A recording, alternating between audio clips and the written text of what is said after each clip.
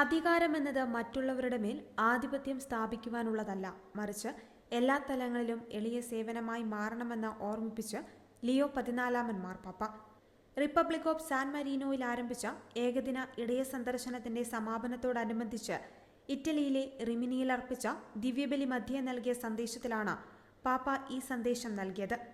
അധികാരം ഉപയോഗിക്കേണ്ടത് സഹജീവികളുടെ ക്ഷേമത്തിനു വേണ്ടിയാണ്. ക്രിസ്തു കാണിച്ചു തന്ന മാതൃക പിന്തുടർന്ന് എല്ലാവരെയും താഴ്മയോടെ ശുശ്രൂഷിക്കുവാൻ സഭയിലെയും സമൂഹത്തിലെയും നേതാക്കൾ കടപ്പെട്ടിരിക്കുന്നുവെന്നും പാപ്പ പറഞ്ഞു. രാഷ്ട്രീയ, സാമൂഹിക, സഭാപരമായ രംഗങ്ങളിൽ പ്രവർത്തിക്കുന്നവർ അധികാരം ജനനന്മയ്ക്കായി വിനിയോഗിക്കണം.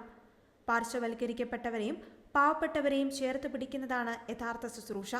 സ്വാർത്ഥതയും വിഭജനങ്ങളും നിറഞ്ഞ ആധുനിക കാലത്ത് സ്നേഹത്തിന്റെയും സാഹോദര്യത്തിന്റെയും പാലങ്ങൾ പണിയുവാനും പാപ്പ ആഹ്വാനം ചെയ്തു. സമൂഹത്തിൽ സമാധാനവും നീതിയും ഉറപ്പാക്കുവാൻ അധികാരത്തിലുള്ളവർ തങ്ങളുടെ പദവികളെ സേവനത്തിനുള്ള അവസരങ്ങളായി കാണണമെന്ന് ഓർമ്മിപ്പിച്ചുകൊണ്ടാണ് മാർപ്പാപ്പ ദിവ്യബലി സന്ദേശം അവസാനിപ്പിച്ചത്. News desk, Shalom news.